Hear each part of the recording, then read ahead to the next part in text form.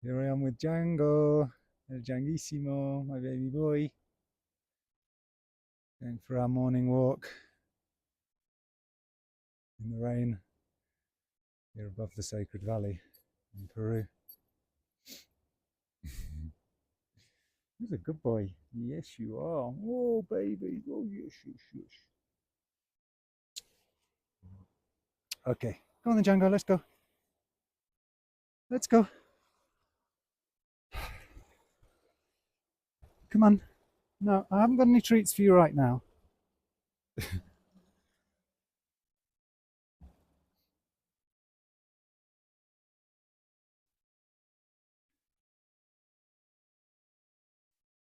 If, like I was, you're feeling completely stuck and at the end of your tether,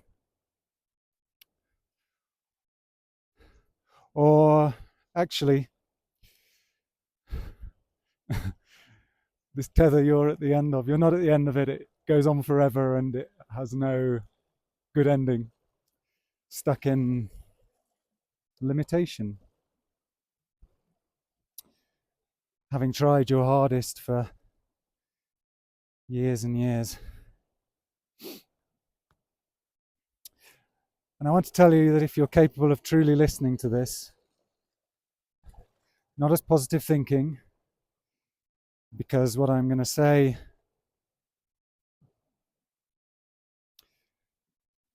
requires all of you, not in a trying, but in a recognition, in a choosing.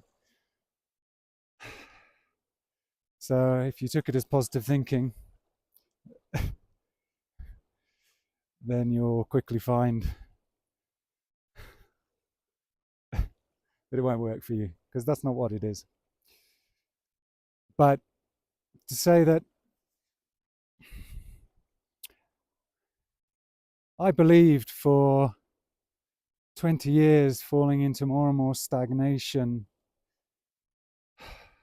isolation, that I couldn't be saved. Saved from what? I don't know. Saved from an idea in my own mind.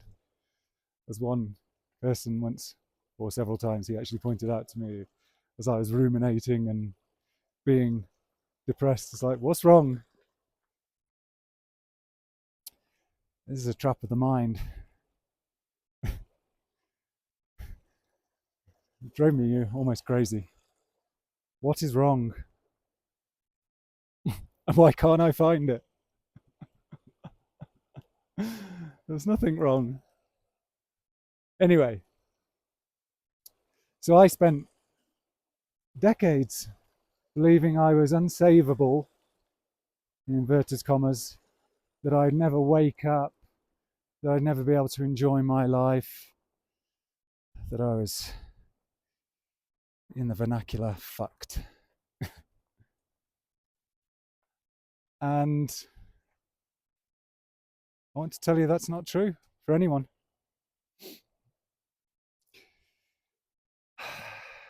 Because I unfucked myself.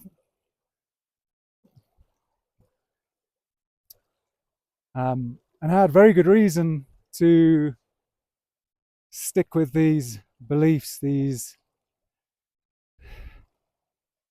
false beliefs about myself that were just creating so much suffering. Not a kind, I mean, at times a crisis suffering. You know, I went right to the edge 2 or 3 times, but then it settled down into just the most exquisite state of resigned despair.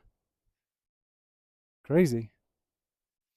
And I had good reason to believe this. Towards the end of 10 years of intense psychoanalysis, that ended about, how many, 14, 15 years ago now? Yeah, my psychoanalyst pointed out that there is a point of no return.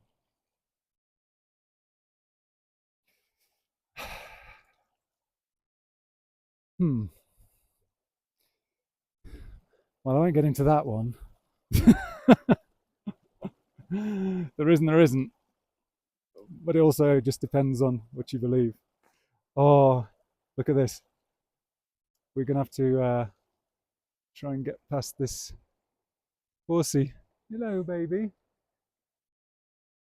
Okay. I'm going to pause for a second while we get past this horse because, yeah, I can't multitask Django and a horse at the same time. Okay. Wow, I think the gods of the Matrix are trying to scupper my sharing. Come across a horse, and then Django thinks he wants to get fresh with it, not realizing he's probably going to get hoofed off the edge of a cliff. So I turn around and then, hey, come on, go on, go, not that way, come on, oi! And I turn around and then this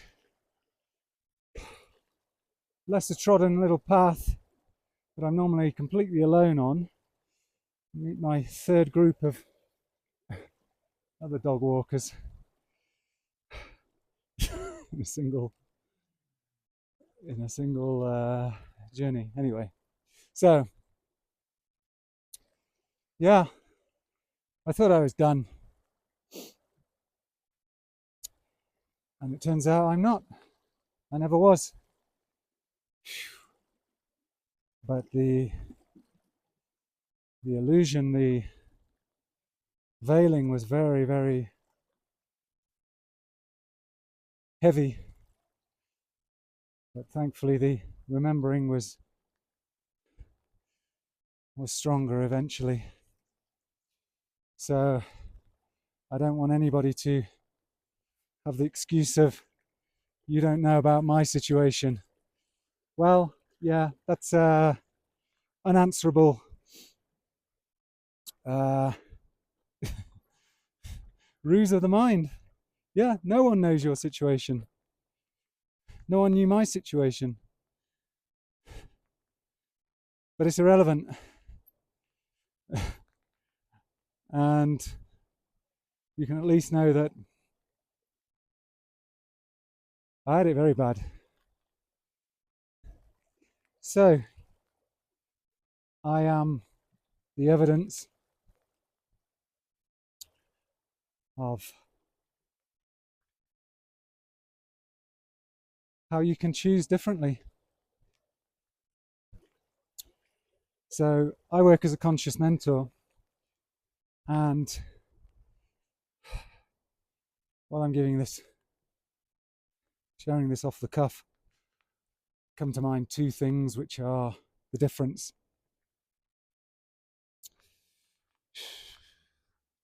And the first is, yeah, I work as a conscious mentor, and the basis of that work is identity. I did all the meditation, psychoanalysis, trained for 7 years as a healer, a curandero in the jungles of Peru.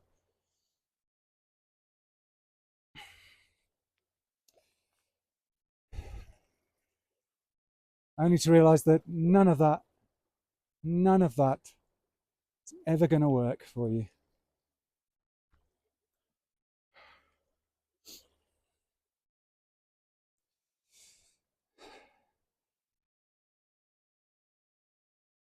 Because if you don't look at the root of it, what you believe about yourself, your self-concept, all of these practices, all of this endeavor, spiritual endeavor. It's funny, I was reflecting the other day about this whole spiritual world, Buddha, Ramana Maharshi, Jesus included.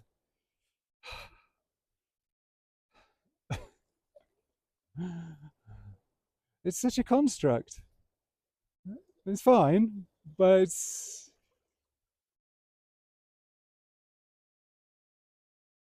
I'll just say that my experience has been that True spirituality is just coming clean with yourself that all you were ever doing that for was to avoid life itself, or to get approval, or to be a good person, same thing.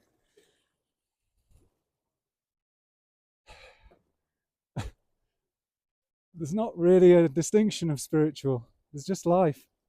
Just life. And that's your teacher. But in my case, I went into all of these convolutions of spirituality because I was too afraid to face life.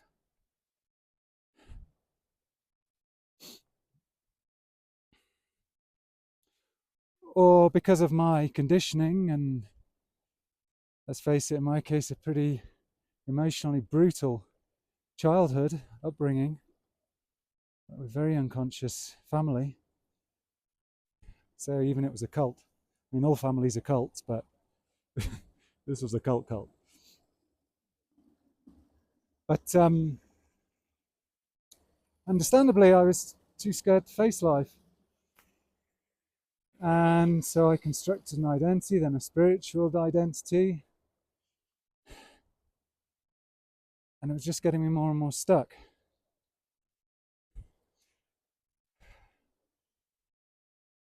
Because I was looking for the answer outside myself. So, how did this change? Well, yeah, identity work. And yeah, even take the work off it, because you could say that a lot of what's called shadow work or shadow practices are sort of attempts, often vain, to deal with your fundamental self-concept, the shadow parts of it. And I say vain not because it's potentially a vain practice, but because of what you believe about it, that you're fighting your demons. Becomes another self-concept. Like, you don't have to fight your demons.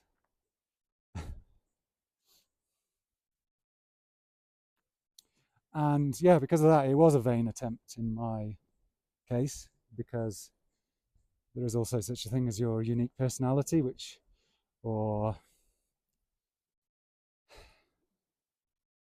mind-body configuration, which means that some practices might be more amenable to your freedom than others.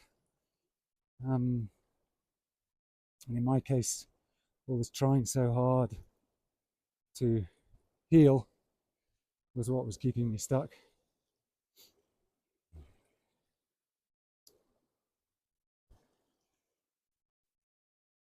So anyway, that was a bit of a tangent. Identity work, being aware of your identity, what you believe about yourself. This is the key. This is the key for me. But I had to stop the tanker of my own limited beliefs and start to turn it around. And I chose my own conscious mentor, which is why I offer it now. And it's my excitement to offer it, because it's what made the difference. And what we did was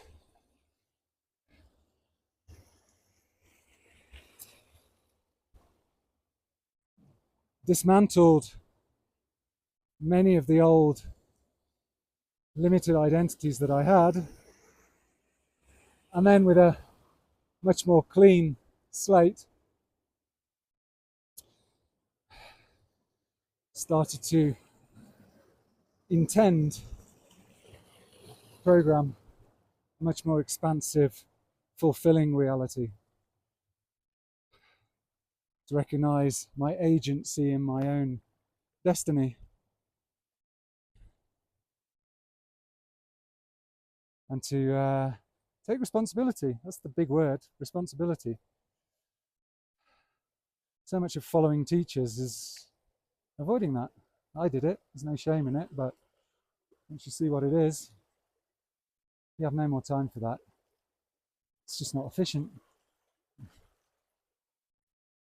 And the second thing I was going to mention about uh,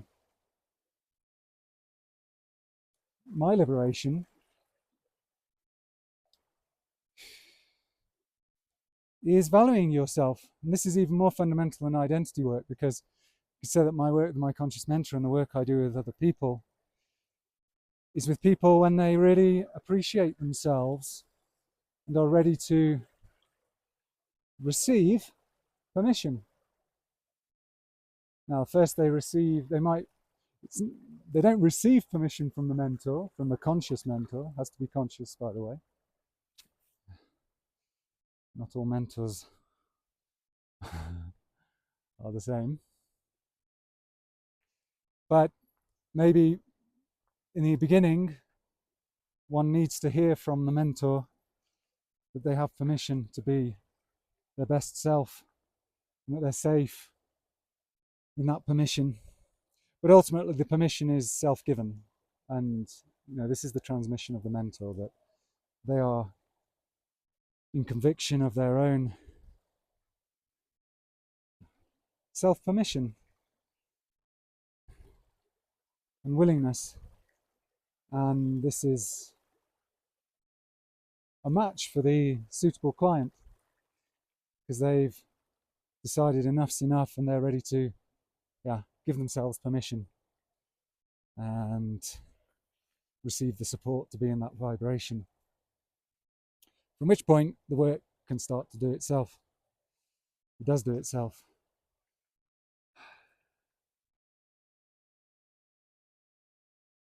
And so,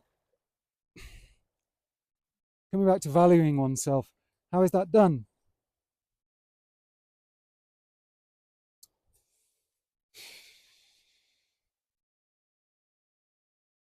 Well, maybe there are many ways to do it, but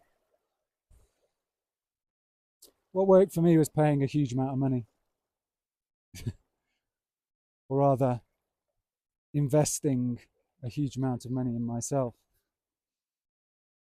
Because for every dollar I invested in that, the mentorship that I did, and for every dollar that people invest in the mentorships they do with me, from this conscious perspective,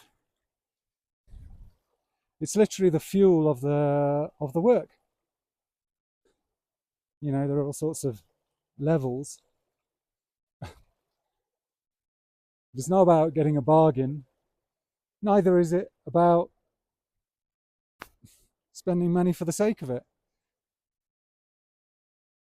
It's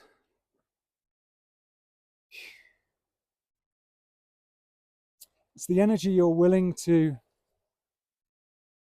entrust in your own development. So if you want to shortcut your evolution and just jump in, let's say you invest $2,000 in a month-long mentorship. The value of those $2,000 is felt directly as energy exchange, because the great thing about money is it's agreed upon. All right, it's a construct, but it's the universal symbol of energy and carrier of energy. It's not just a symbol, it's real insofar as the beliefs that are attached to it. So what does $2,000 mean to you? Is that a lot of money? Is that hardly any money? Whether it's one or the other, or somewhere in the middle, it still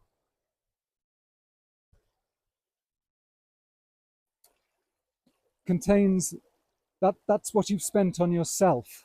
So that's what you believe you are worth. And money's great because it's real. You do a mentorship, in my experience, paid actually more than $2,000, by the way, but the moment I spent it, I shifted my agreement with the universe. I said, Solomon, you are worthy of this. You deserve this. And I trust myself to trust this person that I can see. My intuition, my instincts are good. My heart is pure enough. I see. I have trust that this can shift things. And it was instantaneous. There was work we did, but there was also a lot of play. But ultimately, so this is all about value, self-value, energy exchange, and this is what can pop you out of this miserable life of waiting for everything to change, because you take control of your life, and anything is possible. It all depends on what you say about yourself. It's really profound and really simple.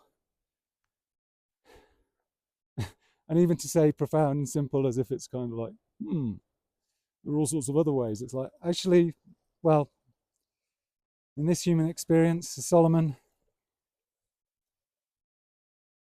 it's the whole point. It's the only point. It's like what you were doing, unconsciously believing yourself to be some victim, was just refusing to value yourself. And the shift to heaven on earth is in one sense instantaneous when you just say, no, bullshit, I'm going to value myself. But you have to do it. You can't just say, oh, it'd be really good if I understand how spending thousands of dollars on a container can help me in principle. It's like, well, if you just understand it as a mental idea, then it gets filed away with all the other bullshit in your in this victim consciousness that you've unfortunately chosen to subscribe to, as most of humanity has, unfortunately. But this is, for me, the way out. Or to realize there never was even anything to get out of. You just teleport your awareness. It's very simple. So anyway, yeah, if you're really done and ready to choose yourself, it's as simple as that. You know, I used to be massive empath, you know, protecting myself from the disapproval of others, trying to save the world in order to be enough. And it's all pointless. You waste your energy. You're negotiating with a belief that's just total nonsense and part of what a lot of people like to call the matrix, but it's not even the matrix, it's your own matrix, but that's how you've been programmed. Everybody looks after themselves. I'm not going to collude with someone in vicious self-pity, vicious depression, because I've been there. I know the game now that I was playing with myself. I couldn't see it at the time, and if someone had told me this then, I would have, yeah, I'd have rejected it entirely. But that's fine. You can't help people who aren't actually trying to help themselves. This is the big kind of smoke and mirrors of so much spirituality, and why I ultimately found my freedom in not rejecting it, seeing it, accepting it, and moving on. That's it. So anyway, if you're done seeking, if you're done with the belief that you're not good enough, then yeah, maybe I can help you with that. Worked for me. It's amazing. You know, I was listening the other day at someone saying that once you get to a certain age, then yeah, the calling of your heart gets dimmed to such an extent that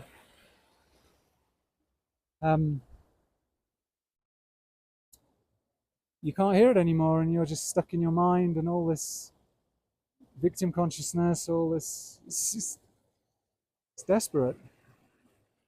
And I think there's a little bit of truth in that. I think, but the good news is that while I believe that was absolutely true for many years, listening to the echoes of my psychoanalyst's words that there's a tipping point and making that negative, I was, until a couple of years ago, staring down the barrel of a increasingly meaningless, stuck, impotent existence. And now it's all, everything's fantastic. So, yeah, if you're ready to just cut to the chase, I'm offering a free call on my website, coringmoney.com. I'll put a link in the description. And yeah, if you're ready to say, fuck yeah, to life, if you kind of know, the thing is, it's all about, you know, the game's up. If you're listening to this and it resonates with you, stop healing and start living. Be amazing. You are amazing. But yeah, you have to own it. That's all. It's not mysterious. I mean, it is mysterious.